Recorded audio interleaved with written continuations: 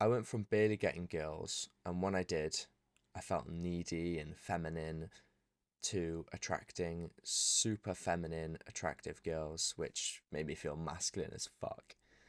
And it was all down to one simple realization that I had.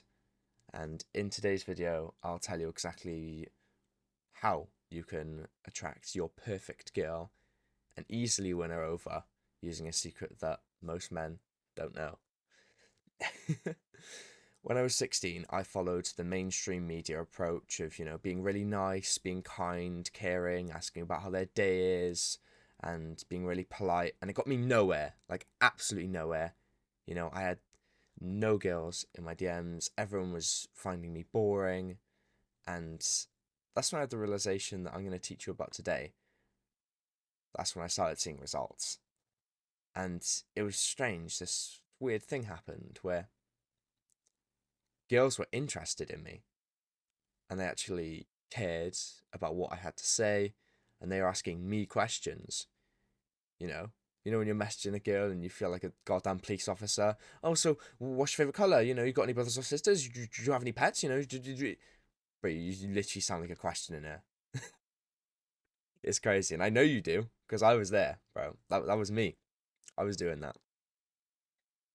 So my crazy realization was something that I'd been told 1,000 times, and that was that opposites attract. The old saying, magnets, positive and a negative end, they go together. And this is crazy powerful when you actually internalize and think about how it works on a spiritual level. And I know you're going to think, oh, this spiritual mumbo bumbo bullshit.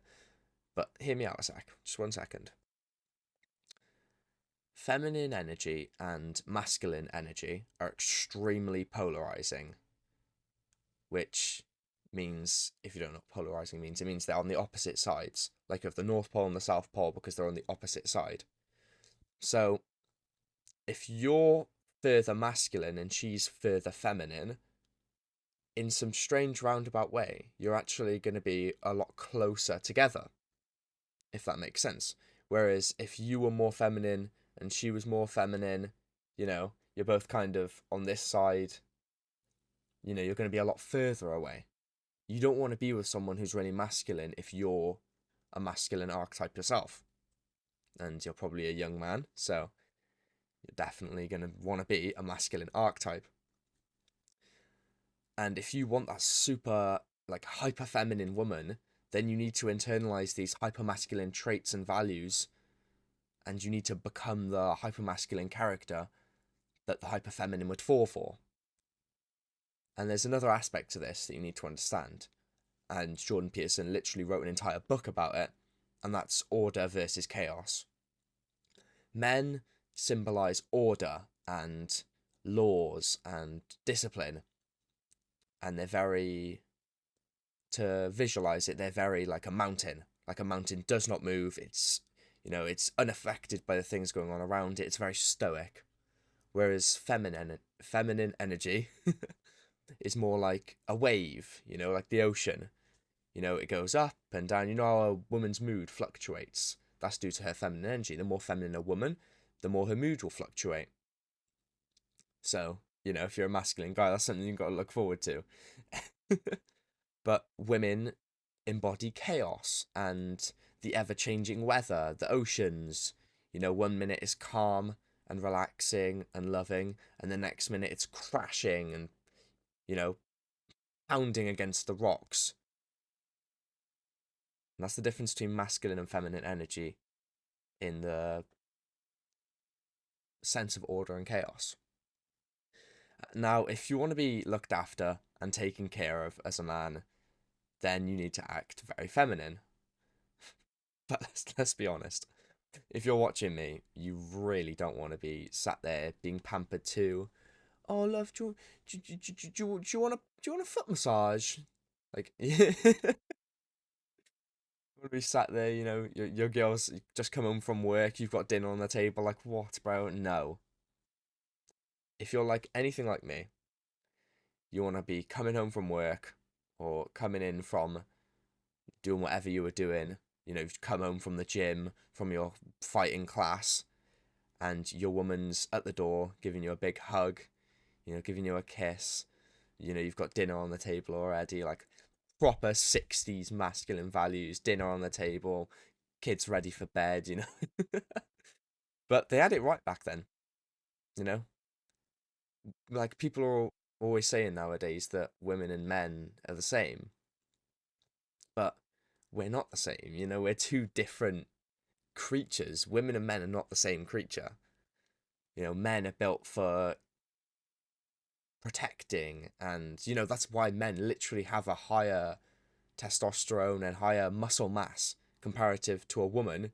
You know, like the all the like the woke people are gonna hate me for saying this, but men and women are built for different things. Women are caregivers, they're nurturers, they're made to protect the young.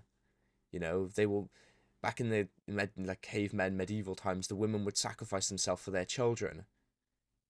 You know, the men would too, but if a woman's child is in danger, you know, you do not want to fight a mother bear protecting her child because she will fight to the death, you know, tooth and nail to protect their offspring, whereas men are supposed to be providers. And we've lost this in the modern day. We've lost this like direction. We've lost this divide between masculine and feminine, and everyone's just kind of, instead of being polarized now, everyone's just kind of this weird middle section where no one really knows who they truly are. You can't embody the fully feminine traits as a woman because then, you know, people will call you, I don't even know, like, people will just look at you weird for wanting to be a stay-at-home mother. Like, my girlfriend, she just wants to have kids and be a stay-at-home mother. And that's one of the things that I love about her. Because I want to be a provider, I want to be a caregiver. Like, I want to be the protector. And you know, if you try and be super masculine male nowadays, oh, he's toxic masculinity. Oh, you know, he's toxic. You know, he's just trying to put down women. He's a misogynist. This craziness. Oh, but you know, if you act super feminine, then you're gonna get a super masculine woman, and you know, a caregiver. And if you know that's what you want, if you want a provider as a man, then go for it. You know, I'm gonna look down upon you, but you probably don't care what I think.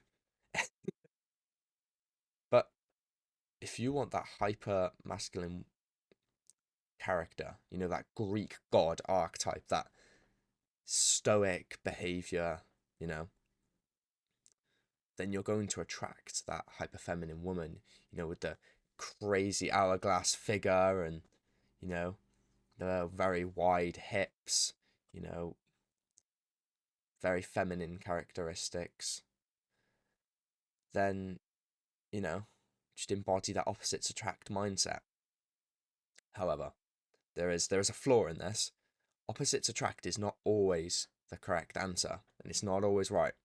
Because if you are a super degenerative person, you know, you sit there, you fap 4 times a day, you play video games 8 hours a day, you know, you watch porn, you watch anime, you're a little nerd, you're really unattractive. Definitely not describing myself here, guys. Oh, 15-year-old me was a mad one. Disgusting. But if you're super degenerative, then a high quality girl will not touch you with a 10-foot pole. You know, you need to have similar habits and a similar lifestyle. You know, your sexual energy and your energies that you give off need to be completely opposite. However, your lifestyle and your goals, they need to be aligned. Otherwise, there will just be absolute anarchy. And you need to have, you know, you need to have these similar characteristics and lifestyles just to have some chemistry. Like, if you can't just sit down in silence with your woman and not say anything for half an hour, then, like, you know, you need that chemistry, that bond to just know what each other are feeling. Like, me and my girl, our energies are so polarized that, like, she can literally tell when I'm lying. Like, obviously, I've never lied about anything big, you know, anything super huge, but, like, if she says, I literally can't think of an example. Like, did you bring the washing down? And I'm like, no. Or I say yeah, she'll just know that I'm just like not telling the truth, you know.